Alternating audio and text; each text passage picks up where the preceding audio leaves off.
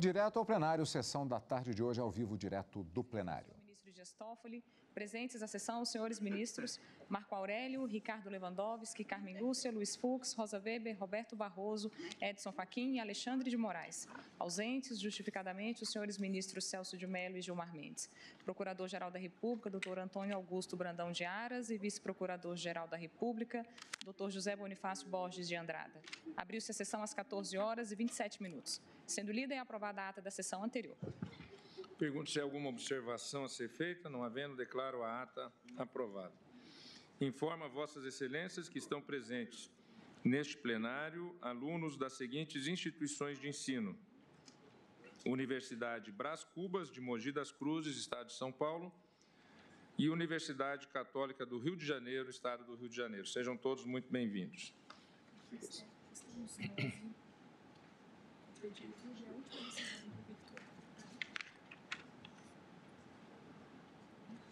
É posterior. Mas você não botou, né? Tá. Não, mas devia ter botado no começo. Não, não tem problema.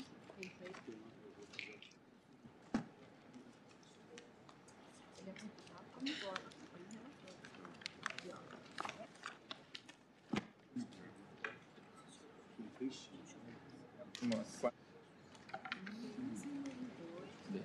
Está com visto com o ministro Marco Aurélio.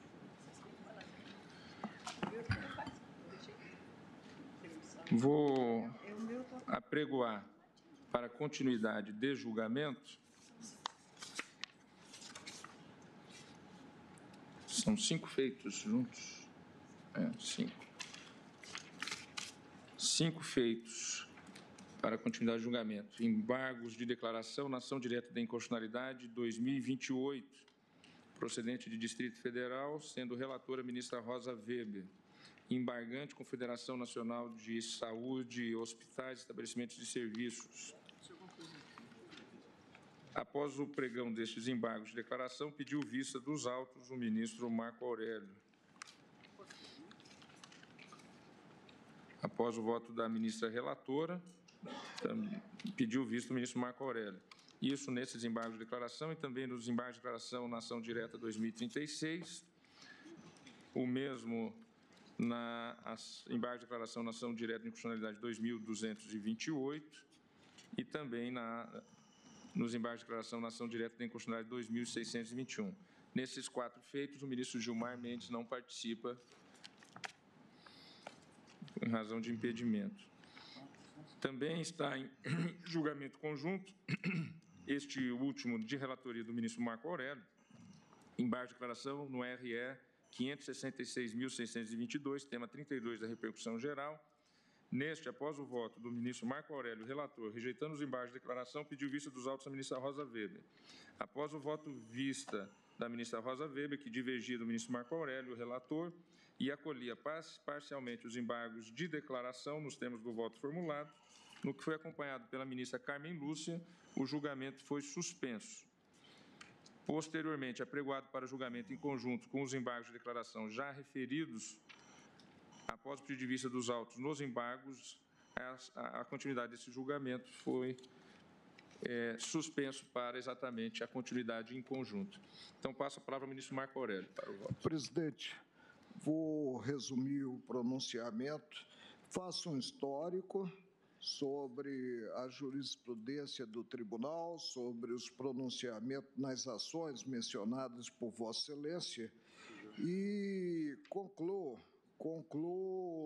no sentido do provimento dos embargos de declaração para, atento aos limites objetivos da questão e à guisa de esclarecimentos, reiterar a tese adotada sob a sistemática da repercussão geral, né? Ante a Constituição Federal, que a todos indistintamente submete, a regência de imunidade faz-se mediante lei complementar.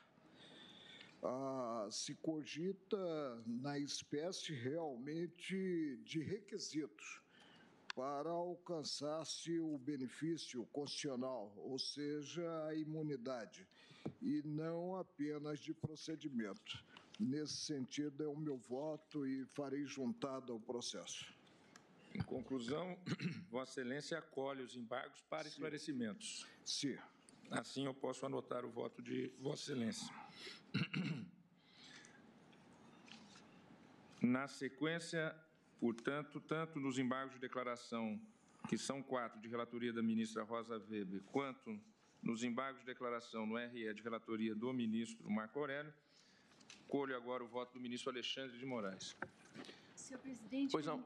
permite que eu faça um Sim, pequeno pois não. esclarecimento, só para situar os eminentes Claro, pares? como relatora, Vossa Excelência tem a precedência. Na verdade, eu não fui relatora desse processo, eu fiquei de redatora do acordo em função do falecimento do nosso querido ministro Teori Zavascki. A relatoria originária é do ministro Joaquim Barbosa. O ministro Teori Zavascki abriu uma divergência, eu digo nas ações de controle concentrado, entendendo que, com relação aos aspectos procedimentais vinculados às contribuições dessas entidades assistenciais, não haveria necessidade de lei complementar. Fez essa pequena distinção e prevaleceu o voto do ministro Teori Zavascki na assentada seguinte: como Sua Excelência havia falecido e eu havia acompanhado Sua Excelência, me coube a redação do acordo. Essa é a colocação que eu faço. E na mesma assentada, julgamos um recurso extraordinário com repercussão geral da relatoria do ministro Marco Aurélio, em que ficou assentada com relação a todos os aspectos a necessidade de lei complementar. Então, a contradição que os autores das ações objetivas e dos recorrentes no recurso extraordinário apontam, não é a contradição intrínseca aos julgados, e sim pelo fato de os ministros, defendendo as mesmas teses, numa mesma assentada, terem chegado a uma conclusão diversa. Seria só isso, presidente, esse pequeno esclarecimento. Então, só para esclarecer quanto ao posicionamento, no recurso, nos embargos de declaração, no recurso extraordinário, que é de relatoria do ministro Marco Aurélio, nesses embargos de declaração, o relator, ministro Marco Aurélio, rejeitou os embargos de declaração. Sua Excelência acolhe os embargos agora no que diz respeito às ações diretas. Quanto às ações diretas. No RE, divergiram para acolher os embargos de declaração para fins de esclarecimento, isso no RE, as ministras Rosa Weber e Carmen Lúcia. Esclarecido, penso, os posicionamentos quanto aos embargos nas ações diretas de relatoria da ministra Rosa e nos embargos no RE de relatoria do ministro Marco Aurélio, passo a palavra ao ministro Alexandre. Boa tarde, presidente, ministra Carmen, ministra Rosa, ministros, doutor Bonifácio. Presidente, também de forma bem rápida, relembrando como já a ministra Rosa colocou, aqui, na verdade, houve uma aparente contradição entre dois julgados do mesmo tema, exatamente se referindo à necessidade sempre de lei complementar ou, para alguns requisitos, aqueles requisitos fundantes, lei complementar, e os demais é lei ordinária. E essa contradição seria em razão da decisão proferida no RE 566622, tema 32, de repercussão geral, e nas ADIs 20, 28, 20, 36, 22, 28 e 26, 21, convertidas em ADPF. Aqui me isento de fazer toda a análise voto por voto, porque já foi, e aproveito para parabenizar a ministra Rosa na sessão de 11 de setembro, onde detalhou voto por voto, tanto nos embargos quanto nas ADIs convertidas em ADPF, para chegar à conclusão. E já adiantando que acompanho integralmente Sua Excelência, porque o resultado da votação realmente me parece ter sido no sentido proposto pelo ministro Teori, que era o relator original. Ou seja, a possibilidade da lei ordinária regulamentar questões meramente procedimentais relacionadas à certificação, fiscalização e controle das entidades beneficentes de assistência social. Tudo com o escopo de verificar o efetivo cumprimento dos objetivos dispostos no artigo 203. Em outras palavras, em relação à certificação, fiscalização e controle, não há a reserva legal da lei complementar, não há a necessidade de lei complementar. Então, com essas rápidas considerações, acompanho integralmente em ambos os embargos. Em todos os feitos. São 5 embargos ao todo. A ministra Rosa Weber. Ministro Edson Fachin. Senhor presidente, vou juntar a declaração de voto que vai ao encontro do que vem de asseverar agora o eminente ministro Alexandre de Moraes. Peço vênias, compreensões diversas, e eu também, em todos os feitos, estou acompanhando integralmente a eminente ministra Rosa Weber. Ministro Luiz Roberto. Presidente,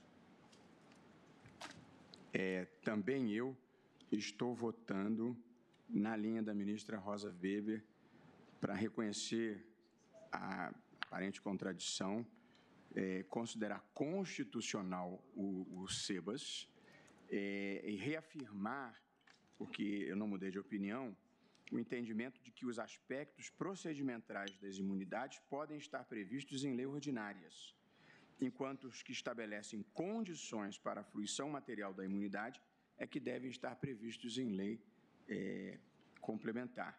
Portanto, eu estou igualmente dando provimento aos embargos em todos os feitos na linha proposta pela ministra Rosa Weber. Apenas deixando claro, uma coisa é procedimento, outra coisa é exigência material, e nessa linha eu considero que o SEBAS é válido e, portanto, estou acompanhando a ministra Rosa Weber.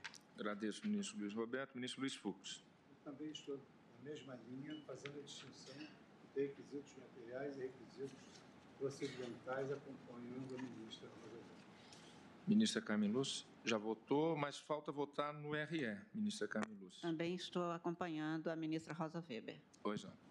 Ministro Ricardo Lewandowski. Presidente, eu, examinando meu voto, que já redigi há algum tempo, eu estou aqui rememorando o meu voto proferido na ocasião que julgamos o mérito da questão.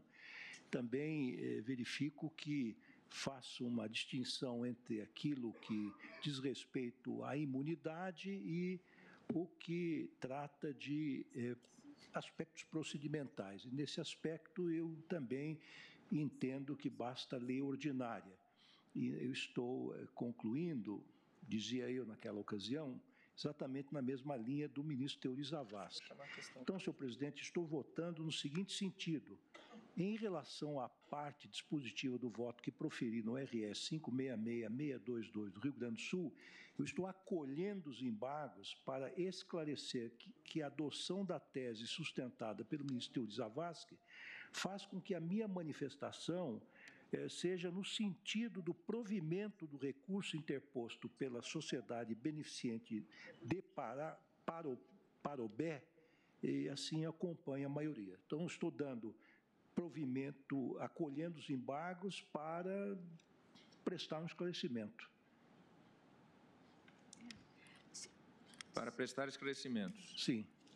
Senhor presidente, no caso, se Vossa Excelência me permite, no caso das ações objetivas de controle concentrado de que eu redigi o acórdão, eu corrijo, eu presto esclarecimentos, justamente contextualizando, e corrijo um erro material, porque como eram 4 ADIs, 2 foram por unanimidade, 2 por maioria, e constou todas por unanimidade. Então, só corrijo esse pequeno erro material.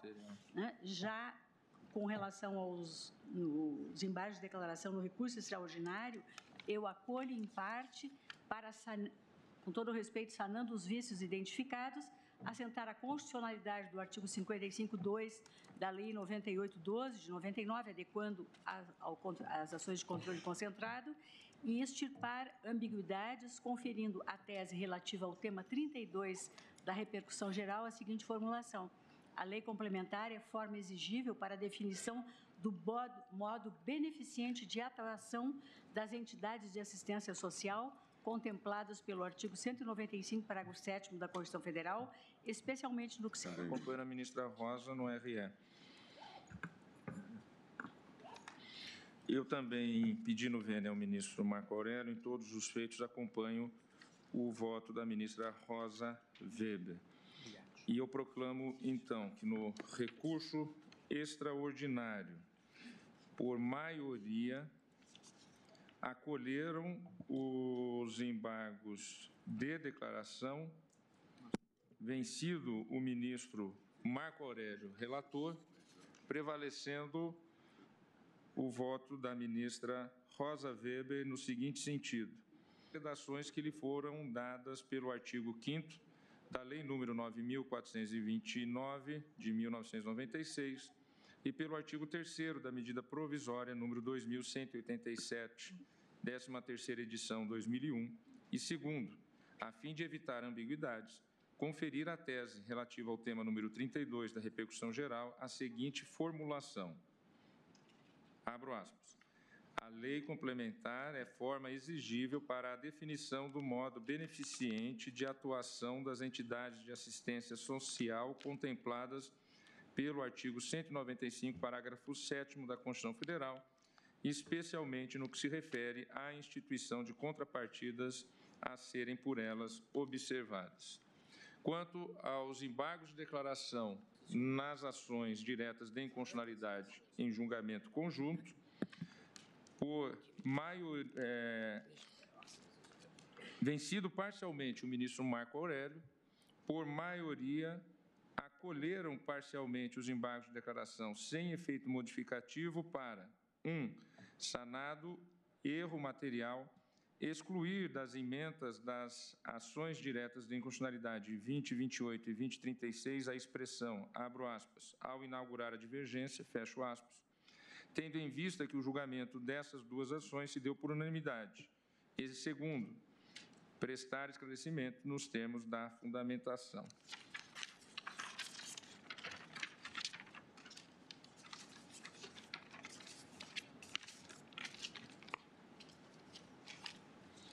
Eu trago uma questão de ordem, são vários feitos que constam do primeiro item da pauta.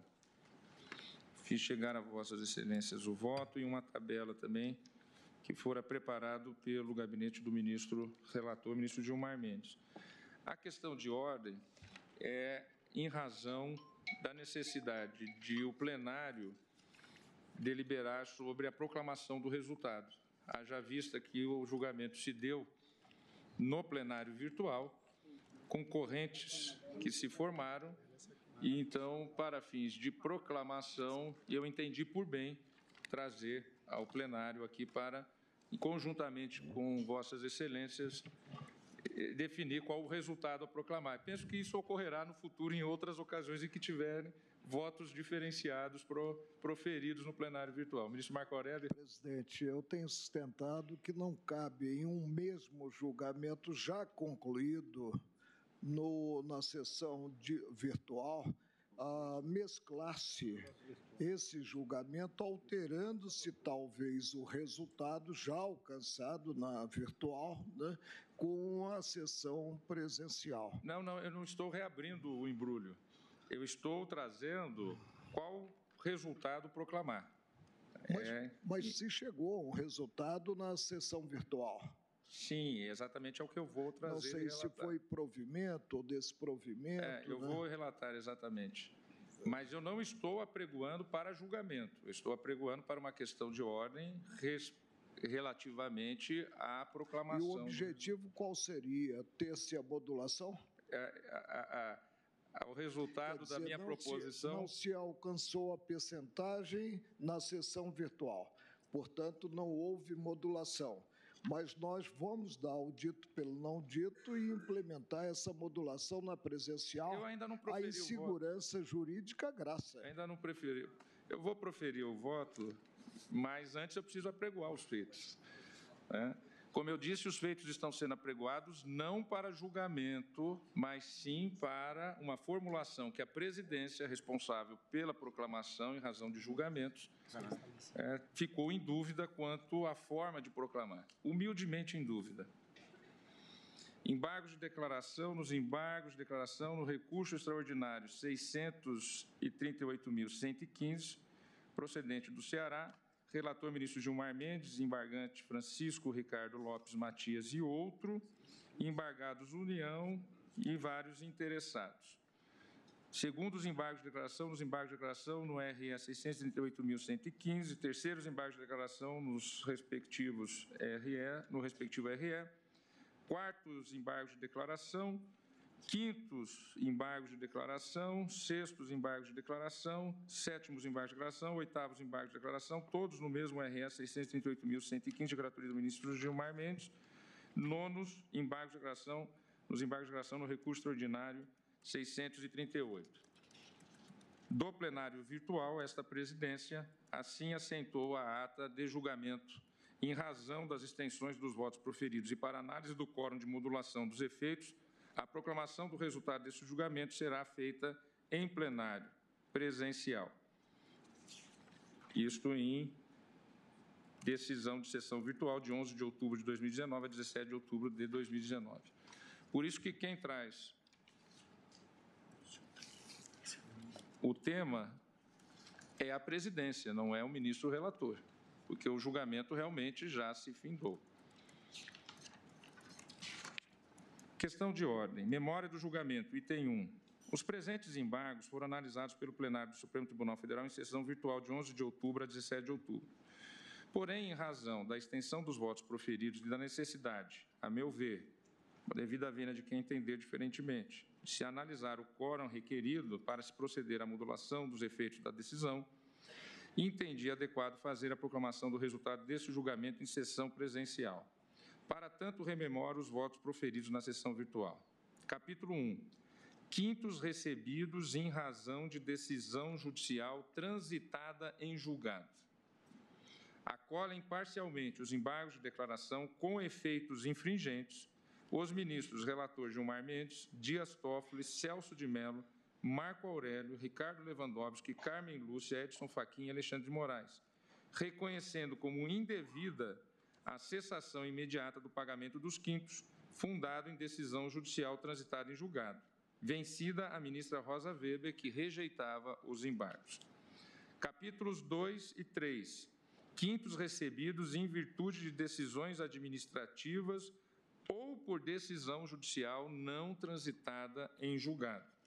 Os ministros Gilmar Mendes, relator, Carmen Lúcia, Dias Toffoli, presidente, Edson Fachin e Alexandre de Moraes, votaram pela modulação dos efeitos da decisão para que aqueles que estão recebendo as verbas relativas aos quintos até a presente data, por decisão administrativa ou por decisão judicial não transitada em julgado, continuem recebendo os respectivos valores até que eles sejam integralmente absorvidos por quaisquer reajustes futuros concedidos aos servidores. Nesse capítulo, os ministros Ricardo Lewandowski e Celso de Mello votaram pelo provimento dos embargos e pela modulação dos efeitos da decisão, no sentido de se esclarecer que o pagamento deve ser mantido a todos os servidores que recebem as referidas verbas em decorrência de decisão administrativa ou de decisão judicial sem trânsito em julgado, aplicando-se apenas neste último caso, sem trânsito em julgado, a absorção integral por quaisquer reajustes futuros concedidos aos servidores. No ponto, os ministros Marco Aurélio e Rosa Weber não modularam os efeitos da decisão. No presente julgamento, declararam-se suspeitos os ministros Luiz Fux e Luiz Roberto Barroso. Percebe-se que o impasse desse julgamento se deu em relação ao alcance do quórum para a modulação dos efeitos da decisão. Para tanto, eu trago a seguinte solução. Trago duas hipóteses de solução, vou formular a primeira, caso acolhida, a segunda ficará prejudicada. Caso não acolhida a primeira, eu proporei a segunda formulação. Então, na verdade, na prática, são duas questões, mas uma prejudica a outra.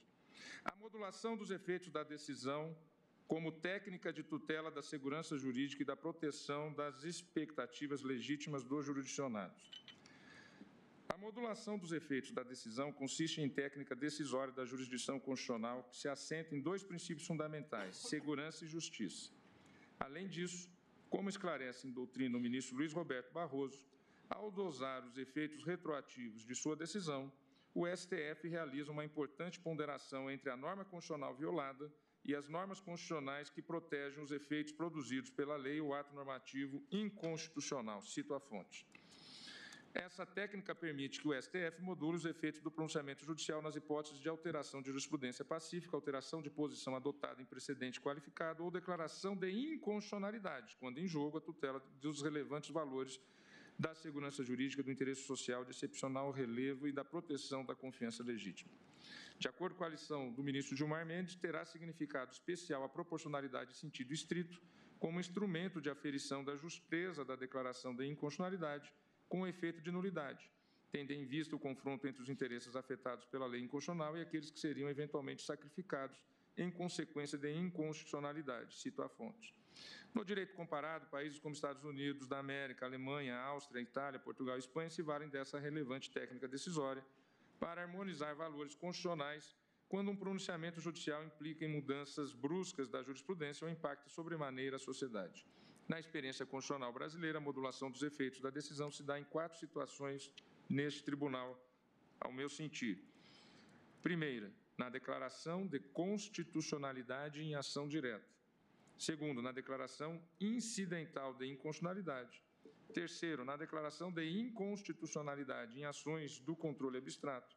Quarto, na mudança de orientação jurisprudencial. Passo ao item terceiro do meu voto. A modulação dos efeitos da decisão no recurso extraordinário com repercussão geral reconhecida. E aqui nós estamos em sede de recurso extraordinário e não de ação de controle concentrado. Nos processos objetivos, notadamente nas decisões formalizadas nas ações diretas de inconstitucionalidade e nas arguições de descumprimento de preceito fundamental, o legislador optou por exigir o quórum qualificado de 2/3 para a aprovação da modulação, pelas mais diversas razões, entre as quais podem ser destacadas 2. Primeiro, o experimentalismo institucional diante de uma experiência que não havia no nosso ordenamento, seja ordenamento jurídico ou na nossa técnica de interpretação. Valia até então a ideia de que o ato inconstitucional é nulo, é írrito. Pois bem, diante do experimentalismo institucional da técnica de modulação e também da eficácia vinculativa dessa decisão para toda a administração pública e não só internamente para o judiciário, o legislador optou por um quórum não de maioria absoluta, e sim um quórum de maioria qualificada de 2/3. Pois bem, esse experimentalismo institucional foi muito bem sucedido. O patrimônio hermenêutico dessa Suprema Corte evidencia que, em inúmeros julgados, o manejo da técnica da modulação se revelou uma solução necessária e adequada à tutela da segurança jurídica e à proteção da confiança legítima. Porém, há de se reconhecer a necessária distinção entre o quórum para as ações da fiscalização abstrata da constitucionalidade das leis e também para a súmula vinculante e o quórum em relação ao caso concreto, que são julgados nos recursos extraordinários. E por que se deve proceder a essa diferenciação, a meu ver, e é isso que eu trago? É precisamente aqui que eu peço a reflexão dos eminentes pares.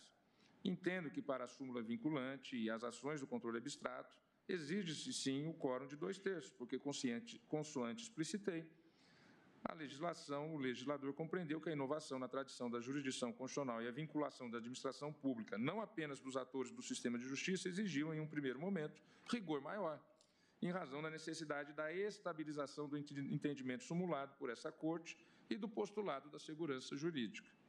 Nas hipóteses de súmula vinculante de ações de controle abstrato, vincula-se à administração pública as decisões dessa Corte. Portanto, a vinculação sujeita outro poder da República.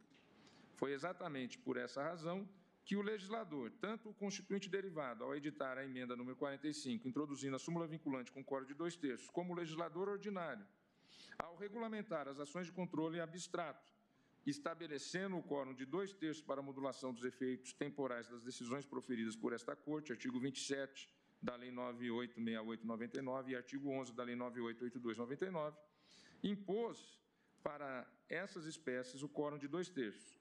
Perceba-se que o pronunciamento do STF nesses feitos estaria a vincular não só o Judiciário, mas também outras instituições, outros poderes e toda a sociedade. O que, nesse caso, não ocorre. Nesse caso concreto, não ocorre. Não é esse o caso dos autos. já que o caráter vinculante da decisão formulada por esta Corte alcança apenas e tão somente o sistema de justiça, o Poder Judiciário, sem envolver outros poderes.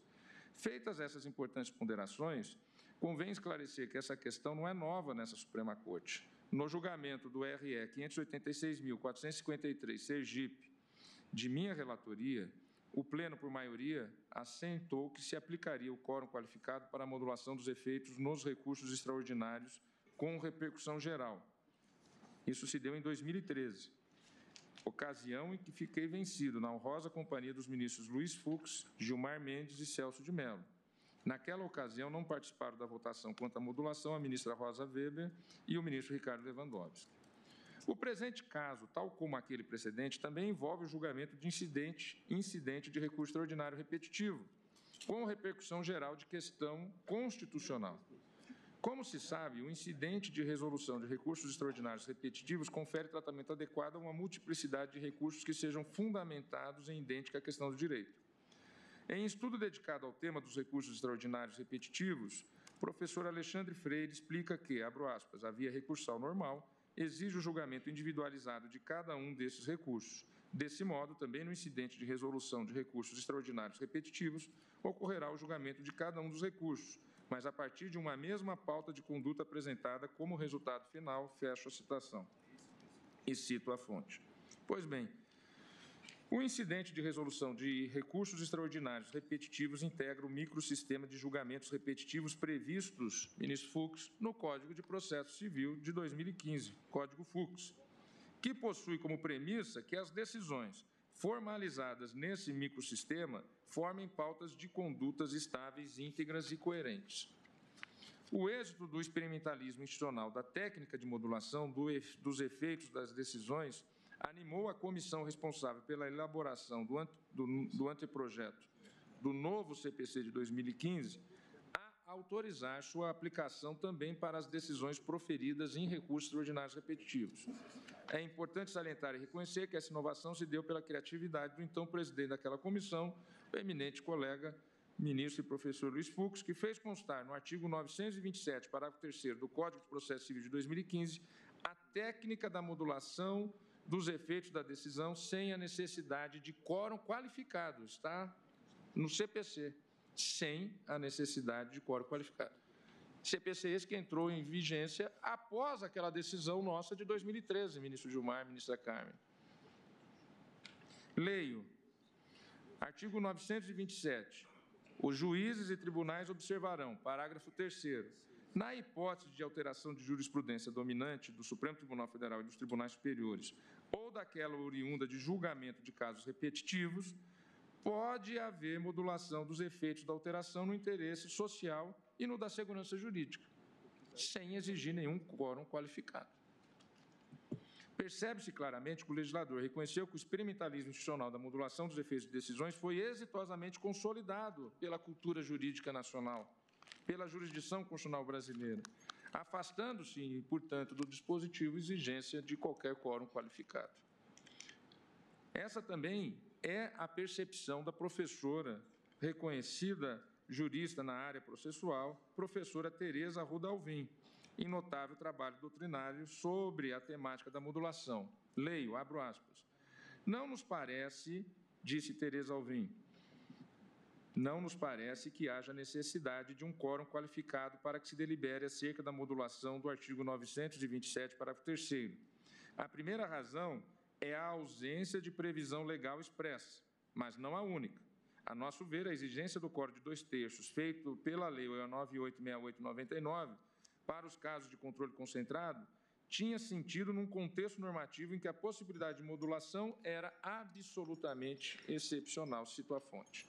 Digo, então, que o Código de Processo Civil de 2015 disciplina os institutos, os procedimentos e os efeitos do microsistema de julgamentos repetitivos, não sendo adequado, a partir da vigência desse diploma, transplantar o quórum próprio das ações de controle abstrato de constitucionalidade para o julgamento dos REs repetitivos. No presente caso, deve-se ressaltar, o Supremo não está a vincular a administração pública. Os efeitos dessa decisão, ademais, atingem apenas o próprio Judiciário.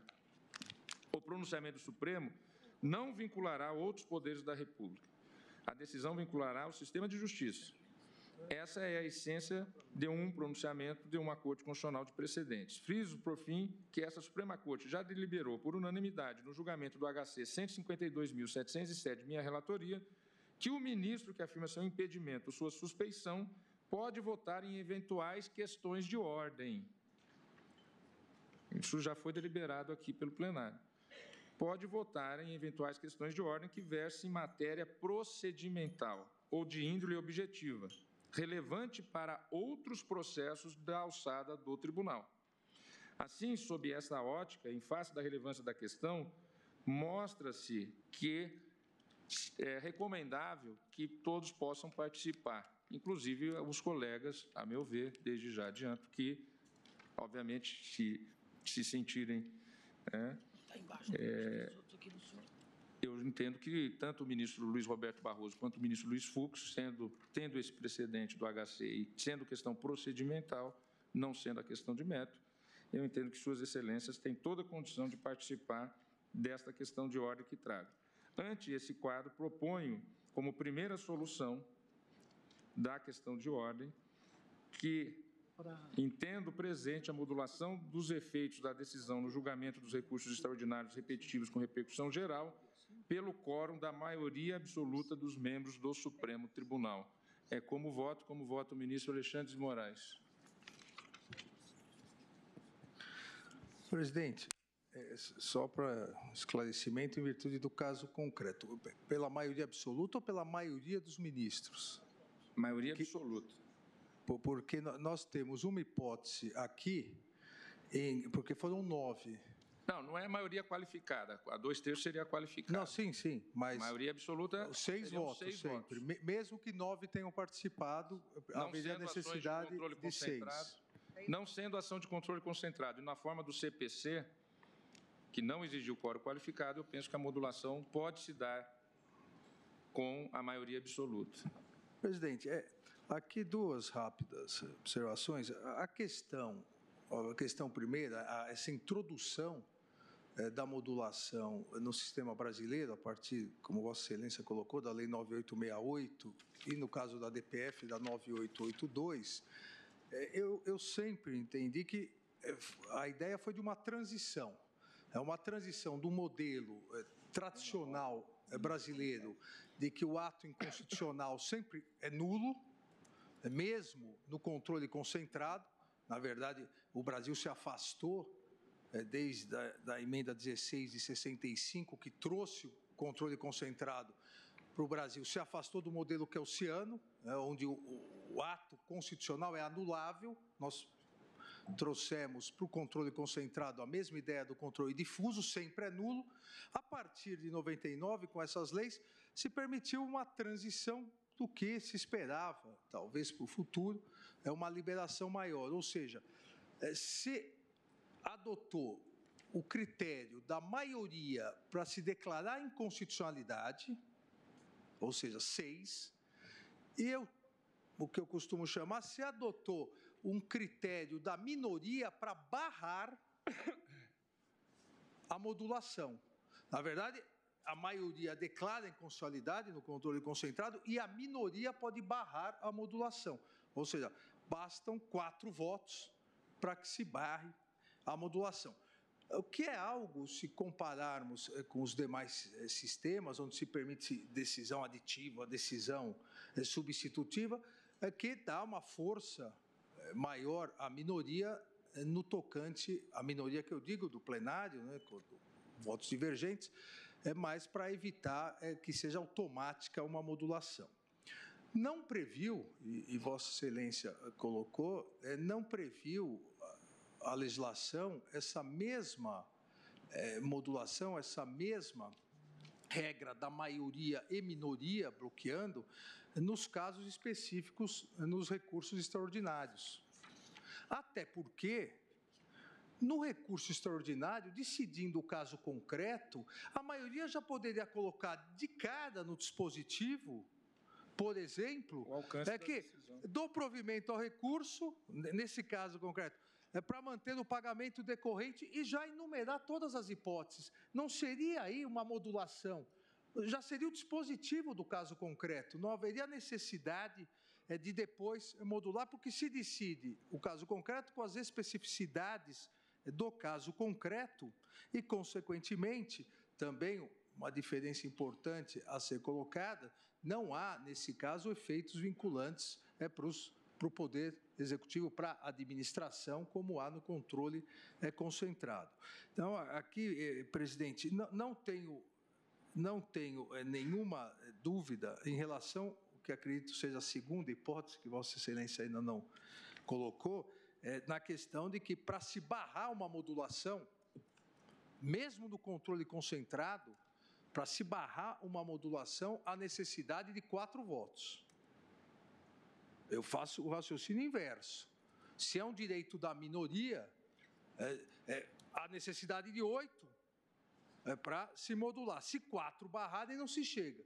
No caso onde só 9 participaram, há necessidade também de 4 barrarem.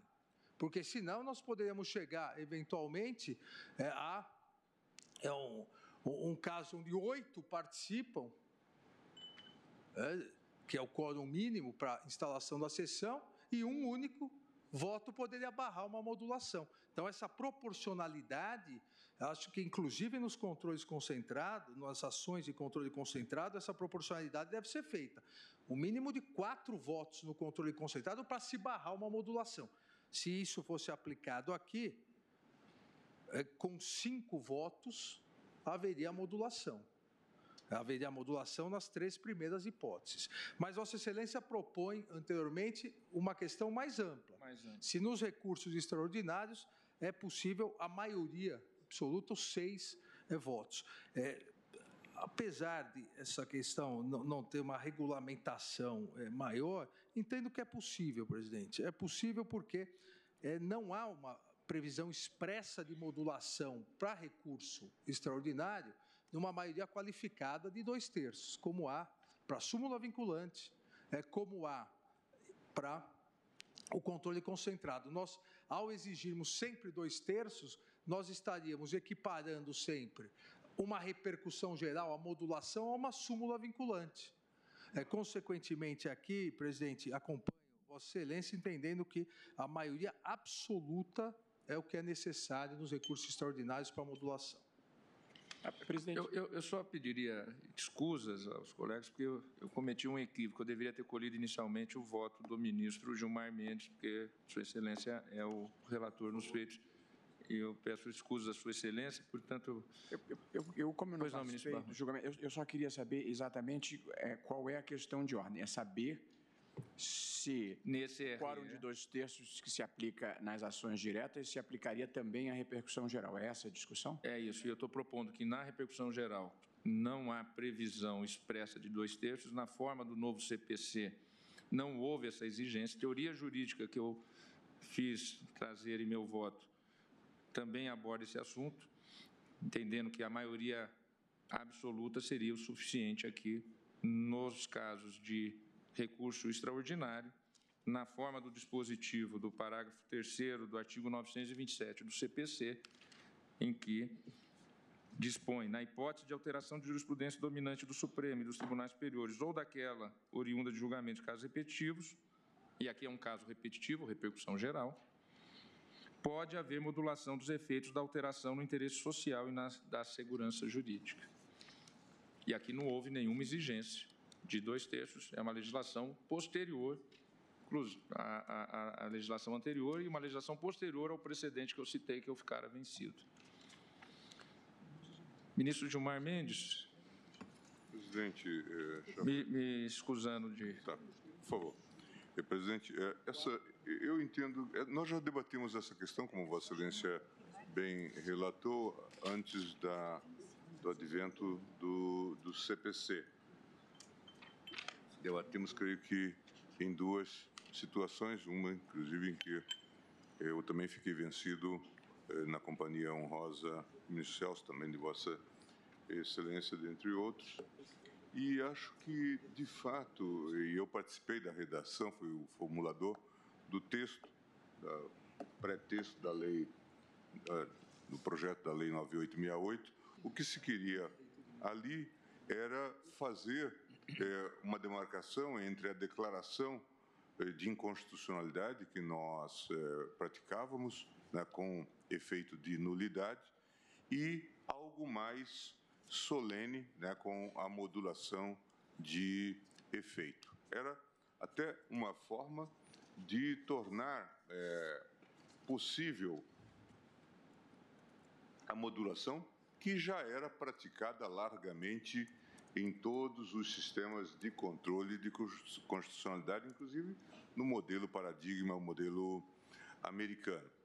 E é uma medida que deu certo, claro, mas não raras vezes nós esbarramos naquilo que o ministro Alexandre chamou dessa capacidade de bloqueio, né, por parte da minoria. Votamos a declaração de inconstitucionalidade, mas esbarramos em 7 votos por circunstâncias mais diversas e não atingimos o quórum de 2/3. De modo que a mim me parece que é um passo importante esse que Vossa Excelência está propondo, arrimado agora, inclusive, na nova legislação, a disciplina do próprio CPC, que admite, portanto, a modulação de efeitos sem essa exigência. E acredito também que, de lege ferenda, eu sei que há um projeto hoje em tramitação da relatoria do deputado Domingos Neto, que altera também o artigo 27 e o artigo 11 da Lei 9768 e da lei também da DPF, para equalizar e exigir tão somente a maioria absoluta. Mas que eu acompanho a proposta de Vossa Excelência. A solução apresentada. Ministro Luiz Edson Fachin. Presidente. Desculpe. Ministro Luiz Roberto Barroso. Na verdade, eu não participei da discussão de mérito, nem posso, nem quero participar, mas essa discussão, essa está encerrada. Essa é muito importante. Eu não estou votando, estou só fazendo uma reflexão. Sempre essa questão da modulação, o ministro Gilmar lembrava do projeto de lei, Sua Excelência participou da minuta, eu mesmo participei da comissão que debateu essa questão com Sua Excelência. Quer dizer, o entendimento que se tinha a teoria tradicional lei inconstitucional é lei nula e, portanto, a regra geral é que apagam-se todos os efeitos já produzidos. Assim era. Com a modulação, nós passamos a permitir que, em nome do interesse social e da segurança jurídica, em algumas situações, não se adotasse a teoria da nulidade e não se anulasse tudo, não se invalidasse tudo retroativamente. Sem querer quebrar o raciocínio de Vossa Excelência, mas para também esclarecer, aqui no caso não houve nenhuma declaração de inconstitucionalidade. Esse é que era o ponto. Como eu não participei do julgamento, esse ponto é muito importante para mim. Porque o que se fez na lei? Se disse, a regra geral é a teoria da nulidade, apaga tudo. Porém, se 2/3 concordarem, nós vamos abrir uma exceção à teoria da nulidade e permitir efeitos válidos à lei inconstitucional. Como era excepcional a situação de permitir que uma lei inconstitucional produzisse efeitos válidos, se exigiu um quórum especial de 2/3. Diferente é a situação de mudança. Como não se está excepcionando teoria de nulidade alguma, bastaria a maioria absoluta para modular em caso de mudança de jurisprudência. Essa é a minha convicção até aqui, salvo um argumento que nunca foi discutido no Supremo e que eu acho que tem alguma relevância, se não haveria inconstitucionalidade na exigência do quórum de 2/3. Pela razão nunca se colocou esse que Vossa Excelência citou ao transcrever uma passagem minha. Quando você modula, você, na verdade, pondera a norma constitucional que foi violada com as normas constitucionais que protegem os efeitos do ato inconstitucional. Portanto, você está ponderando norma constitucional com norma constitucional. Quando você exige 2/3 para modular, você, na verdade, está hierarquizando normas constitucionais. Está dizendo que a violação daquela norma vale mais do que as normas constitucionais que defendem. Então, eu um dia acho que a gente pode discutir os 2/3. Mas o meu sentimento, e aqui pedindo vênia a Vossa Excelência, mas apenas para a gente debater, onde haja declaração de inconstitucionalidade, a meu ver, seja em ação direta, seja em repercussão geral, como se está excepcionando a teoria da nulidade, eu acho que prevalece a regra dos 2/3, a menos que a gente a derrube por inválida. Portanto, eu acho que a distinção que eu faria, presidente, é declaração de inconstitucionalidade ou mudança de jurisprudência. Na declaração de inconstitucionalidade, exige-se os 2/3, na mudança de jurisprudência, basta maioria absoluta. Mas aqui, se eu bem entendi, e peço Vossa Excelência que confirme, o ministro Alexandre tem um ponto que eu considero relevante. Quando nós estamos julgando com o quórum completo de 11, 2/3 são 8. E, portanto, para que se module, bastam 8, portanto, 3 ficando vencidos. Agora, quando nós não temos o quórum completo, como é nesse caso que só temos 9... a segunda solução que pois eu não anunciei. Como só temos 9, eu acho que a proteção da minoria continua a ser 4 serem contrários. E, portanto, se 6 forem favoráveis, num quórum em que só haja 9, eu acho que é possível modular. Portanto, a regra dos 2/3 é para a proteção da minoria. Portanto, você continua exigindo 4 votos contrários. Foi isso que o ministro Alexandre disse e eu estou de acordo com isso. E, se eu bem entendi, isso também resolve o nosso problema.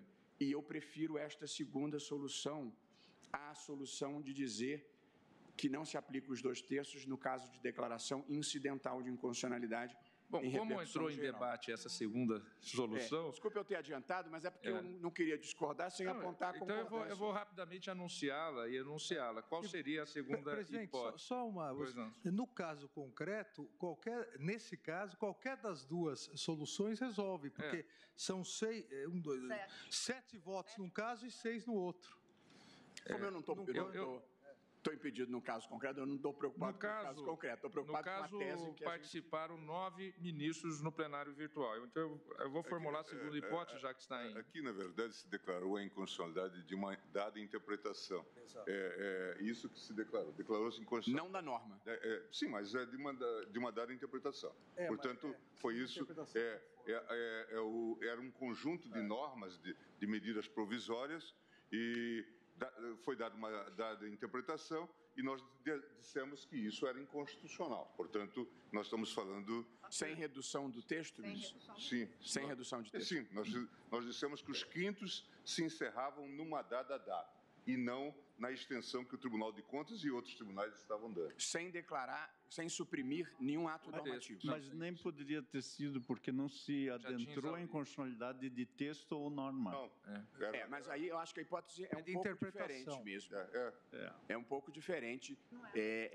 Aí o fato de eu não ter podido estudar o caso, eu não E não se trata de mudança de interpretação. Não é mudança. A vez primeira que o tribunal... Portanto, é necessário que se fixe essa possibilidade. E veja, não se está colocando isso em declaração de inconstitucionalidade incidental, porque também em declaração de inconstitucionalidade incidental continua hoje a valer os 2/3. O que se está propondo é que, havendo uma proposta de modulação de efeitos, de calibragem, que se faça, portanto, com 6 votos, como já admite o CPC. Se não há declaração de inconstitucionalidade, eu acho que bastam 6 votos. Presidente, essa é a posição.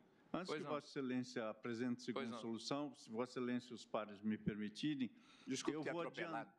Não, porque aqui não há enfrentamento de inconstitucionalidade de lei ou ato normativo. Portanto, a regra da maioria absoluta se aplica à matéria, solve o caso concreto, embora isso seja apenas um corolário, mas ela é suficiente e não se adentra em debate de outros temas, como a questão da regra dos 2/3, ou, eventualmente, também a distinção entre maioria absoluta ou relativa a depender do quórum. Portanto, eu estou acompanhando o sentido do voto do ministro Alexandre de Moraes, que a rigor vai ao encontro do que Vossa Excelência propôs, que ele trouxe. E acompanho a solução da questão de ordem de acordo com a primeira proposição que Vossa Excelência traz e vou juntar a declaração nesse sentido. A segunda proposição é muito simples. Como participaram 9, Em relação ao trânsito em julgado, não haveria nenhuma discussão, porque alcançou-se os 8 votos. Em relação a deliberações administrativas e não trânsitas em julgado, alcançou-se 7 votos. 7 em 9. São 2/3? Matematicamente, para mim, 7 e 9 são 2/3. Então, por isso, seja por uma via, a primeira solução, seja pela segunda, minha proposição é de que houve, sim, a modulação dos efeitos, ou diga-se o nome que for, para fins de proclamação. Até porque só em abono, no artigo 927 do CPC, ao tratar do tema, não faz referência ao quórum qualificado. Não. Ministro Luiz Roberto Barroso, Vossa Excelência se sente apto na questão procedimental ao voto? Se não houve, de novo, apenas para esclarecer, a quem esteja ouvindo, não parecer que eu não sei do que estou falando. Eu, como estava impedido na questão de fundo, eu não estudei o caso, por isso eu não tenho conhecimento dele. Mas na questão procedimental, eu entendo que, se não houve declaração de inconstitucionalidade, a modulação pode se dar por maioria absoluta de 6. E, portanto, é nesse sentido que eu me pronuncio. Se pronuncia. Ministra Rosa Weber. Senhor presidente, eu fico hoje muito feliz de ver que vai prevalecer, né? Parece que está se encaminhando essa tese, porque eu assim votei no recurso extraordinário 37, 74, 57, 38, 19 e 64, onde se discutia o COFINS no caso dos escritórios de advocacia. Eram recursos extraordinários em que recorrente à OAB. E eu defendi essa tese e, na época, o ministro Luiz Roberto, eu não lembro, eu acho que não era ainda ministro da Casa, mas havia um parecer de Sua Excelência nos autos e eu defendi exatamente essa posição, que não havendo declaração de inconstitucionalidade de lei ou ato normativo, o quórum a aplicar não era os 2/3 do artigo 27 da Lei de Regência das ações de controle concentrado, e sim o quórum, a maioria, seria no caso 6, né? A maioria absoluta. E voto nessa linha, então, presidente, respondendo à questão de ordem, primeira... Em relação, já com fundamento na primeira solução. Ministro Luiz Fux. Senhor presidente, secretário da Corte, senhores representantes do Ministério Público, senhores advogados presentes. Senhor presidente, a ideia do Código foi exatamente essa. Foi preservar a segurança jurídica no momento em que houvesse uma alteração da jurisprudência, e que aí se procedesse a uma modulação para que o jurisdicionado não fosse pego de surpresa. E não se emprestou nenhuma necessidade de quórum nessa modulação, porque a finalidade foi exatamente facilitar a modulação.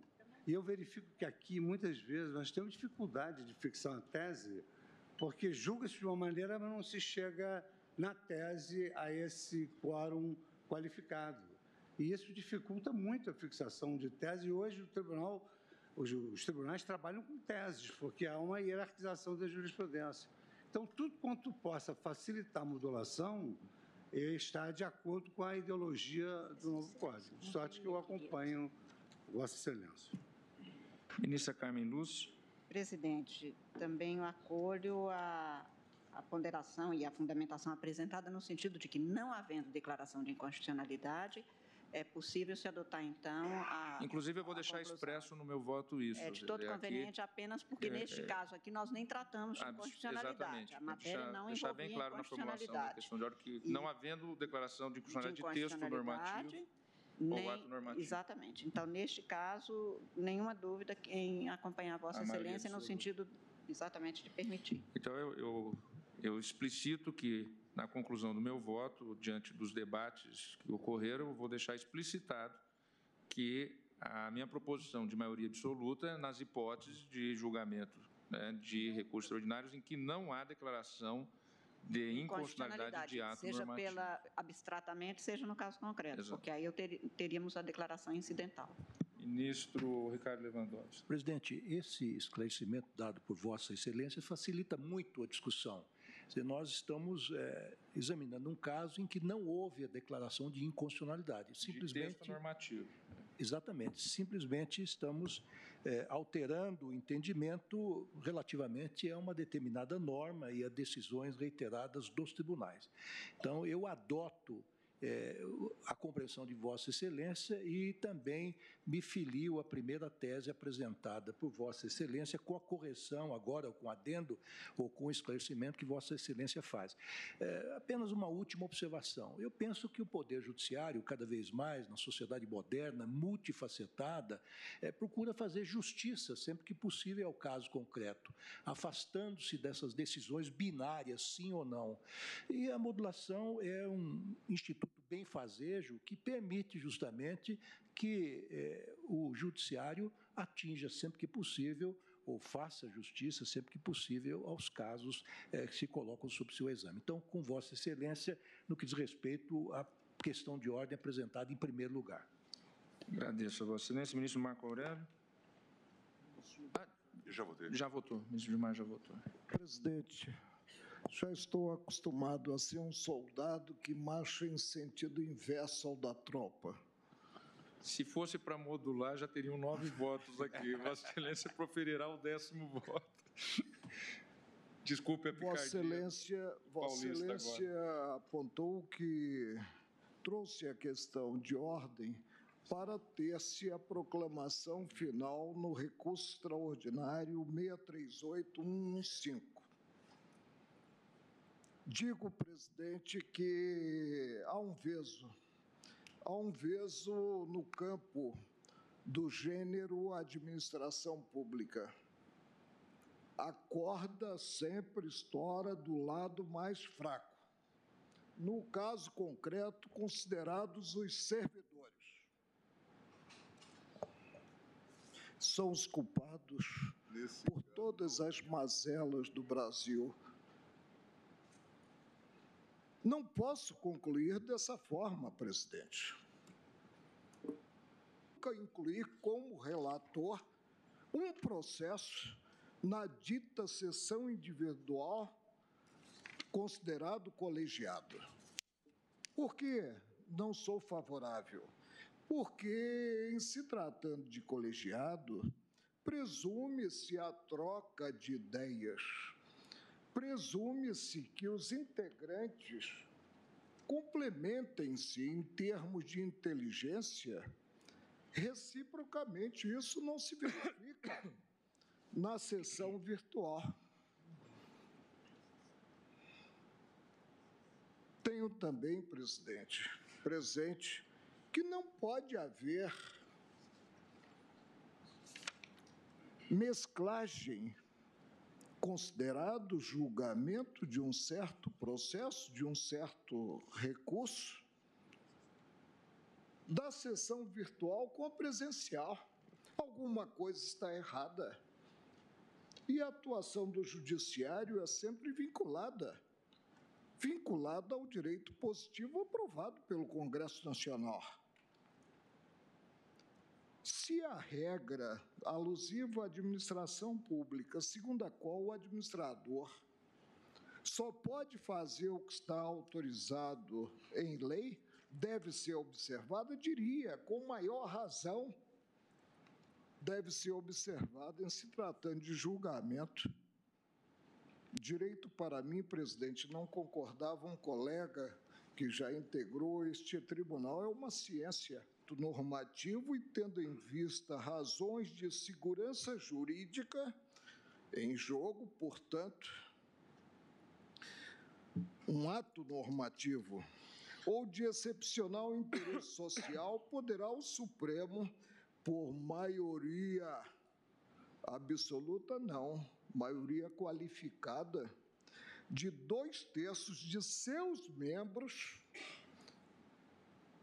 não é dos presentes, dos seus membros, e o Supremo é composto por 11 juízes, restringir os efeitos daquela declaração ou decidir que ela só tenha eficácia a partir de seu trânsito em julgado ou de outro momento que venha a ser fixado. Adoto, presidente, Considerado o conflito entre a lei e a Constituição Federal, a doutrina de Rui Barbosa, sob pena de vingar a inconstitucionalidade útil, apostando-se até mesmo na morosidade do judiciário. Lei conflitante com a Constituição Federal é lei natimorta. Por isso esperava julgar no âmbito do controle concentrado a ADIM, mediante a qual foi atacado esse preceito.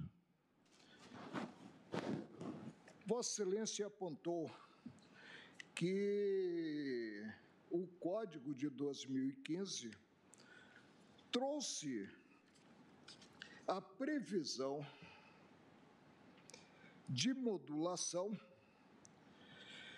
considerados os processos subjetivos, porque o 27 diz respeito ao controle concentrado de constitucionalidade, 27 da 9868 de 99.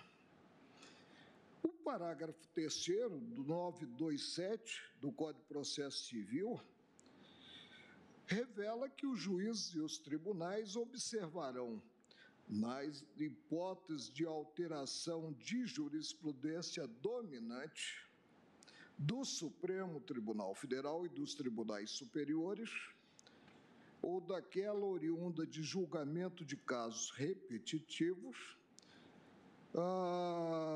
pode haver modulação dos efeitos da alteração em prol da administração pública. Não.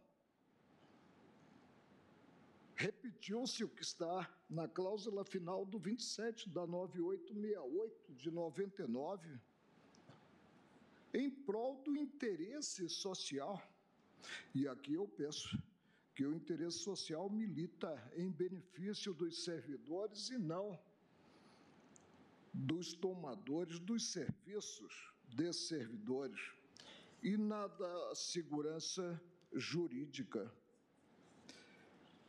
Presidente, o processo é um processo subjetivo e esteve na sessão virtual do provimento parcial e do desprovimento. O julgamento foi encerrado, quer gostemos ou não da ótica da maioria formada, consideradas 8 vozes, apenas uma dissonante que não foi a minha. Agora, a essa altura, vamos dar o dito pelo não dito. Vamos caminhar no sentido do faz de conta que houve ou que não houve decisão na sessão virtual? Isso é segurança jurídica? Mais ainda, a vitória dos servidores no julgamento do recurso extraordinário na sessão virtual tornar-se-á uma vitória de birro. Ganharam, mas não vão levar, porque o processo, depois de concluído o julgamento do recurso extraordinário na sessão virtual, é trazido à sessão presencial.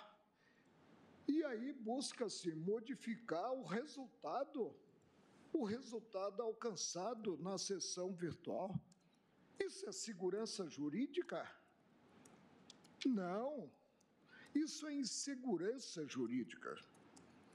Presidente, me estendi um pouco mais porque disse que seria o soldado a marchar em sentido inverso ao da tropa. E devo concluir, tinha que justificar porque vou concluir dessa forma. Em primeiro lugar, não admito a reabertura de um julgamento concluído.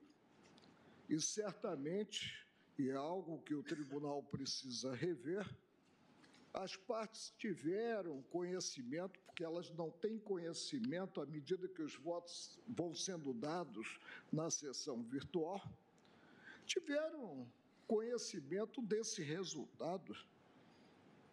Então, não cabe a reabertura do julgamento, principalmente para chegar-se a esse pernicioso, sob o meu modo de ver, instituto, que é o Instituto da Modulação em Processo Subjetivo.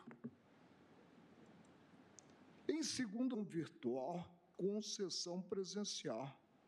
Se a apreciação do caso concreto tem início na sessão virtual, a menos que um dos integrantes do Supremo peça para que se afete esse julgamento à sessão presencial, ou a parte o solicite, o relator concorde, aí o relator, todo poderoso no processo, tem que concordar. Tem-se a conclusão dessa apreciação desse crivo na própria sessão virtual. Num segundo passo, presidente, vencido quanto à impropriedade para mim manifesta da reabertura dos julgamentos e reabertura para decidir-se de forma contrária a esse segmento que já vem sendo sacrificado, que é o segmento dos servidores, em passo seguinte, entendo que não cabe agora apreciar-se a modulação do caso. E a apreciar-se essa modulação, quer na sessão virtual, e aí seria provimento parcial do recurso ou desprovimento, né? Essa modulação, como é algo excepcionalíssimo, porque se dá, como eu disse, o dito pelo não dito, essa modulação, ela deve observar o preceito legal, o único preceito legal que versa o quórum para conclusão positiva, implementando-se a modulação, que é o quórum 2/3. E 2/3, repito, como está no 27 da 9868, 2/3 não dos presentes. E a minoria, ela tem um papel a desempenhar no cenário nacional. 2/3 dos membros do tribunal. É como voto, presidente. Presidente. Agradeço, ministro Marco Aurélio. Ministro Gilmar Mendes. Não, só para deixar claro que, neste caso, a decisão favorece aos servidores, porque a decisão anterior mandava cessar a outra atividade, portanto, não haveria mais pagamento. E aqui o que se está fazendo é uma modulação, portanto, no primeiro exemplo, os embargos foram acolhidos consonante à jurisprudência do tribunal em relação ao... Em benefício dos servidores. Em benefício dos servidores. E também a modulação aqui se faz em favor dos servidores. Eu até voltando ao tema do artigo 27, eu entendo que aqui não se fez necessariamente uma ponderação entre a questão da nulidade vis-à-vis a anulabilidade, mas o que se levou em conta foi o forte potencial histórico da tradição da nulidade entre nós. Então, se quis dizer que, em se tratando, é isso que marcou o artigo 27, em se tratando de uma decisão que excepciona aquilo que é tradição, que é a nulidade, então se faria por um quórum especial. Foi isso que se fez à época, foi esse o pensamento que dominou, então, essa premissa que marca o artigo 27. Hoje, amadurecidos, claro, em relação ao tema, nós podemos rediscutir a matéria, mas eu entendo que isso deve se fazer de lege ferenda, alterando o artigo 27, alterando o artigo 11 da Lei 9868, da Lei 9882. Mas só para pontuar que, neste caso, que se está acolhendo manifestação, embargos de declaração de associações de servidores que postulam nesse sentido. Eu vou proclamar o resultado, todos os votos já colhidos. eu proclamo que, vencido o ministro Marco Aurélio, a questão que entendia imprópria a formulação da questão de ordem, por maioria, quanto à questão de ordem apresentada, também vencido no ponto o ministro Marco Aurélio, a Corte deliberou, resolvendo a questão de ordem, no sentido de que a modulação dos efeitos da decisão em julgamento de recursos extraordinários repetitivos com repercussão geral, nos quais não tenha havido declaração de inconstitucionalidade de ato normativo, basta para a modulação o quórum de maioria absoluta dos membros do Supremo Tribunal Federal. Ok? Resolvida a questão de ordem, quanto à proclamação do julgamento. Quanto à proclamação do julgamento, resolvida a questão de ordem, ficará da seguinte forma, de acordo com os votos proferidos no plenário virtual, que não foi reaberto aqui com a devida vênia.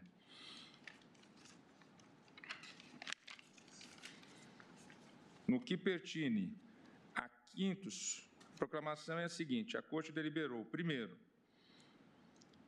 quanto aos quintos recebidos em razão de decisão judicial transitada em julgado, nos termos do voto do relator, ministro Gilmar Mendes, não poderia ser diferente pela coerência que eu busco preservar, porque penso que a coisa julgada é uma garantia constitucional e somente pode ser afastada mediante ação rescisória. Ação rescisória contemplada na própria Constituição.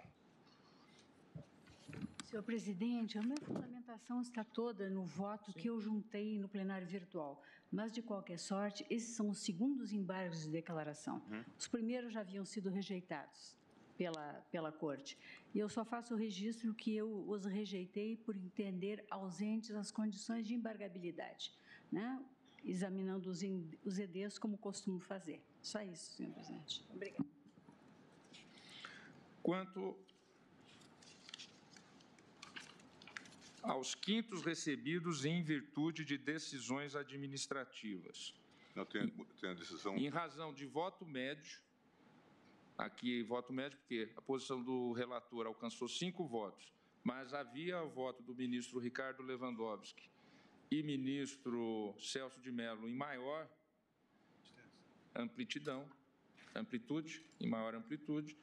então, por voto médio, 5 votos, prevalece a posição do relator, que é no seguinte sentido: rejeita os embargos quanto a este ponto e reconhece a inconstitucionalidade do pagamento, modula os efeitos da decisão, de modo que aqueles que continuam recebendo até a presente data, em razão de decisão administrativa, tenham o pagamento mantido até sua absorção integral por qualquer reajustes futuros concedidos aos servidores.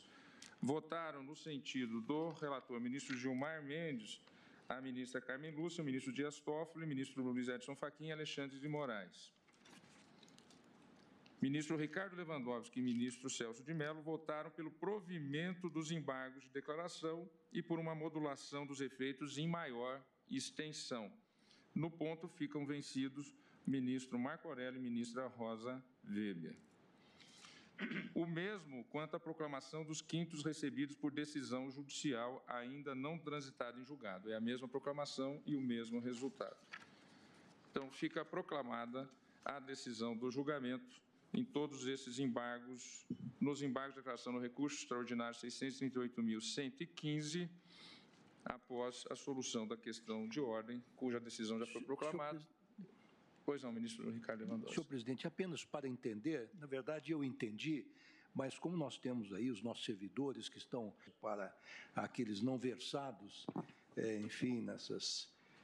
A Corte deliberou por manter o pagamento dos quintos para os servidores que foram beneficiados por decisão judicial transitada em julgado, também continuarão a receber os quintos os servidores que foram beneficiados por decisão judicial, mas sem trânsito em julgado, e também os servidores que foram beneficiados por decisão administrativa, todos eles terão mantidos os pagamentos, com a seguinte diferença: não serão absorvidos os pagamentos pelos aumentos posteriores aqueles casos em que os servidores foram beneficiados por decisão judicial transitada em julgado.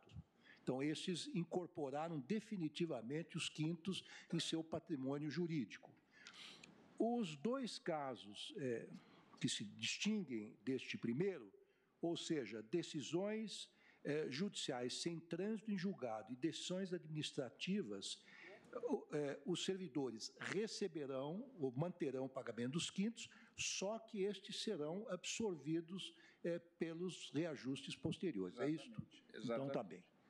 Perfeito. Obrigado. Ministro Gilmar, eu só, quando eu li o dispositivo do voto de Vossa Excelência para fins de proclamação do resultado, quanto aos itens 2 e 3º do dispositivo, no item 2º, quintos recebidos em virtude de decisões administrativas, quando eu fiz referência, Vossa Excelência fez referência e eu reproduzi de inconstitucionalidade do pagamento, verdade é pagamento indevido, porque não houve declaração de inconstitucionalidade. Para não haver dúvida, perguntaria a Vossa Excelência se eu poderia, então, proclamar como indevido o pagamento. Peço, então, para a secretária-geral a ilegitimidade. Então, fica assim proclamado quanto aos quintos recebidos em virtude de decisões administrativas. O sentido dos votos já foi colocado. Por voto médio, foram rejeitados os embargos quanto a este ponto e reconhecido indevido o pagamento, mas modulados os efeitos, de modo que aqueles que continuam recebendo até a presente data em razão de decisão administrativa tenham o pagamento mantido até sua absorção integral por quaisquer reajustes futuros concedidos aos servidores. Quanto aos quintos recebidos por decisão judicial ainda não transitada em julgado, no sentido dos votos já proferidos, também foi dado modulação aos efeitos da decisão de mérito do recurso, de modo a garantir que aqueles que continuam recebendo até a presente data por força de decisão judicial sem trânsito em julgado tenham o pagamento mantido até sua absorção integral por quaisquer reajustes futuros concedidos aos servidores. Em razão do horário, eu suspendo a sessão pelo tempo regimental.